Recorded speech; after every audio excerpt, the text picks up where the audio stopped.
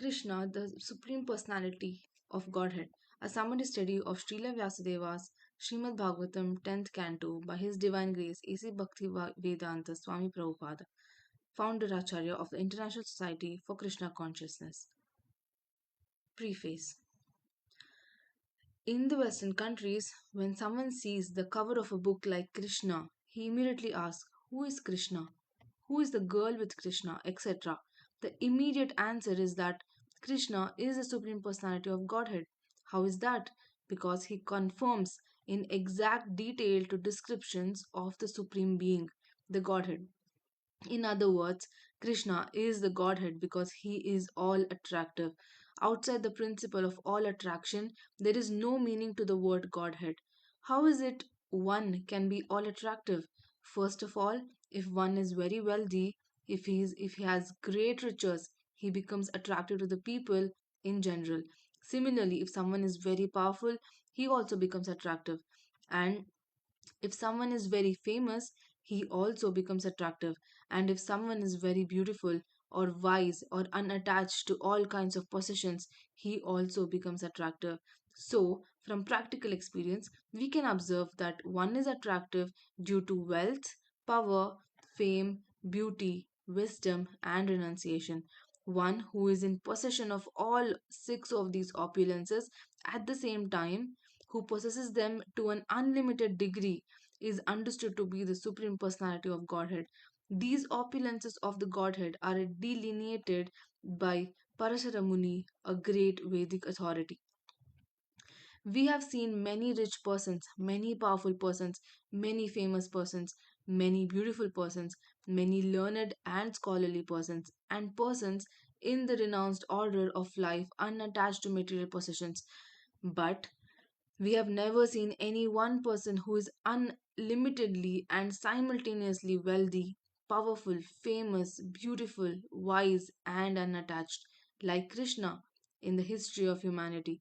Krishna, the Supreme Personality of Godhead, is a historical person who appeared on this earth 5000 years ago. He stayed on this earth for 125 years and played exactly like a human being, but his activities were unparalleled from the very moment of his appearance to the moment of his disappearance. Every one of his activities is unparalleled in the history of the world, and therefore, anyone who knows what we mean by Godhead will accept Krishna as the Supreme Personality of Godhead. No one is equal to the Godhead, and no one is greater than him. This is the import of the familiar saying, God is great. There are various classes of men in the world who speak of God in different ways, but according to the Vedic literatures and according to the great acharyas, the authorized persons versed in the knowledge of God in all ages, like Acharya Shankara, Ramanuja, Madhva, Vishnu Swami, Lord Chaitanya, and all their followers by disciplic succession, all unanimously agree that Krishna is the Supreme Personality of Godhead. As far as we, the followers of Vedic civilization, are concerned, we accept the Vedic history of the whole universe, which consists of different planetary systems called Swargaloka, or the higher planetary system, Martyaloka, or the intermediary planetary system, and Pataloka, or the lower planetary system. The modern historians of this earth cannot supply historical evidences of events that occurred before 5000 years ago. And the anthropologists say that 40,000 years ago, Homo sapiens had not appeared on this planet because evolution had not reached that point. But the Vedic histories, such as the Puranas and Mahabharata, relate human histories which extend millions and billions of years into the past. For example, from these literatures, we are given the histories of Krishna's appearances and disappearance millions and billions of years ago. In the fourth chapter of the Bhagavad Gita, Krishna tells Arjuna that both he and Arjuna had many births before and that he, Krishna, could remember all of them but Arjuna could not. This illustrates the difference between the knowledge of Krishna and that of Arjuna. Arjuna might have been a very great warrior, a well cultured member of the Kuru dynasty, but after all, he was an ordinary human being, whereas Krishna, the Supreme Personality of Godhead, is the possessor of unlimited knowledge. Because he possesses unlimited knowledge, Krishna has a memory that is boundless.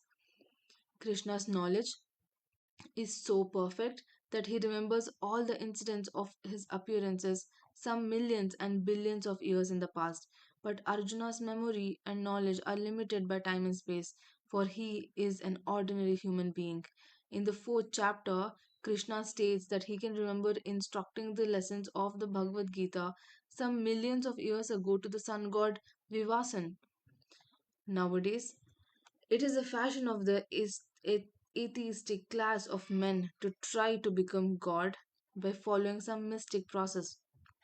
Generally, the atheists claim to be God by dint of their imagination or their meditational prowess. Krishna is not that kind of God. He does not become God by manufacturing some mystic process of meditation, nor does he become God by undergoing the severe austerities of a mystic yogic exercises. Properly speaking, he never becomes God because he is the Godhead in all circumstances. Within the prison of his material uncle Kamsa, where his father and mother were confined, Krishna appeared outside his mother's body as the four-handed Vishnu Narayana. Then he turned himself into a baby and told his father to carry him to the house of Nanda Maharaj. When Krishna was just a small baby, the gigantic demoness Putana attempted to kill him, but when he sucked her breast, he pulled out her life. That is the difference between the real Godhead and a God manufactured in the mystic factory. Krishna had no chance to practice the mystic yoga process, yet he manifested himself as a supreme personality of Godhead at every step, from infancy to childhood, from childhood to boyhood, and from boyhood to young manhood.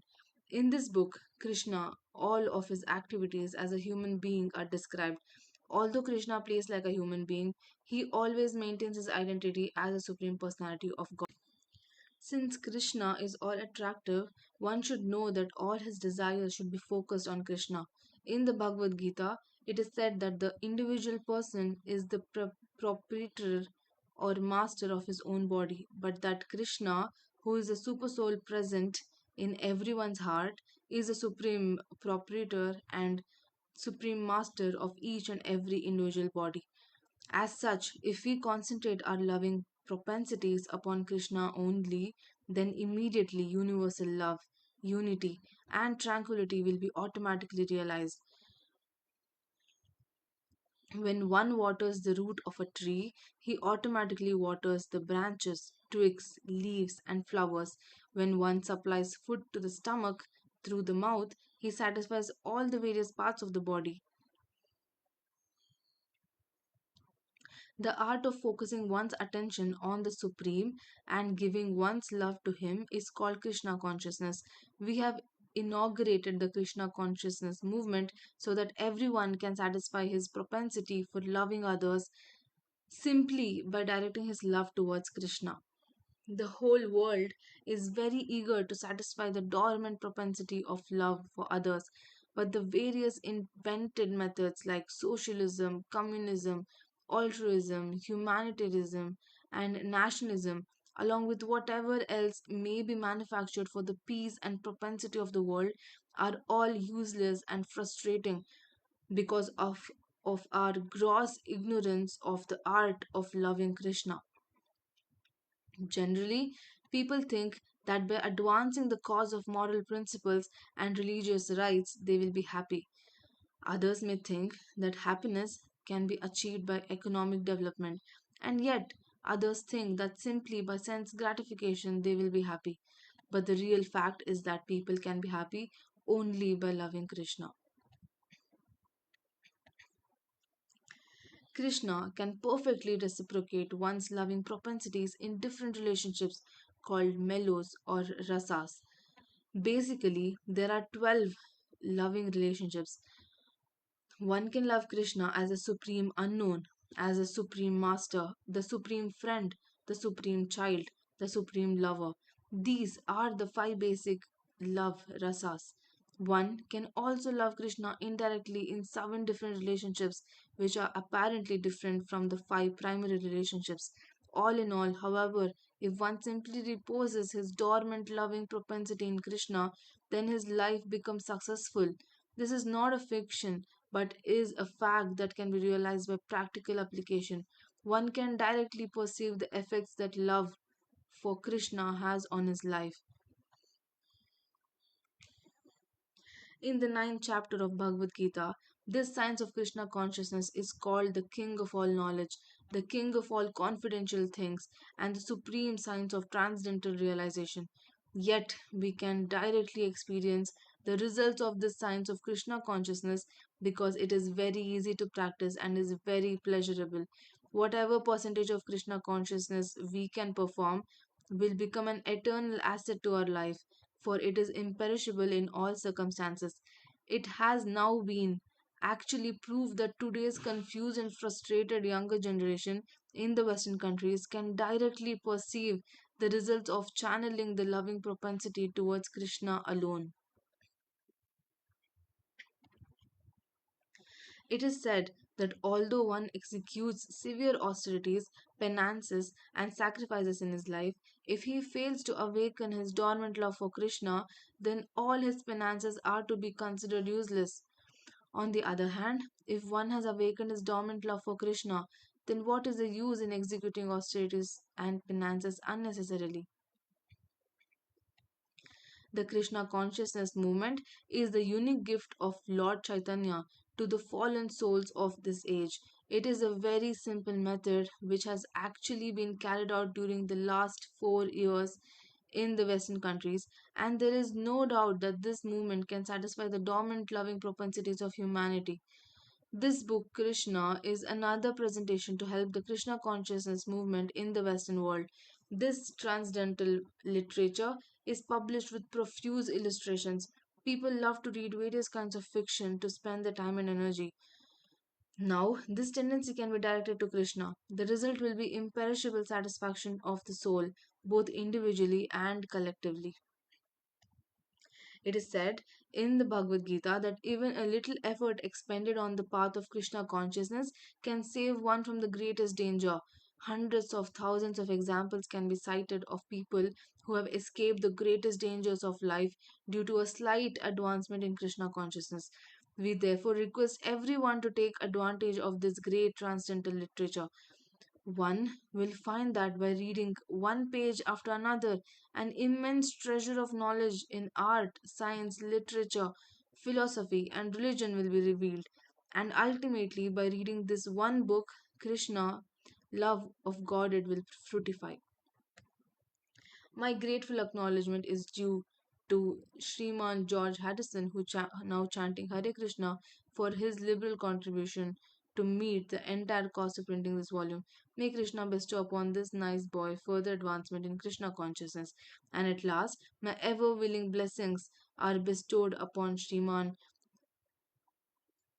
for their hard labor in different ways to make this publication a great success. Hare Krishna.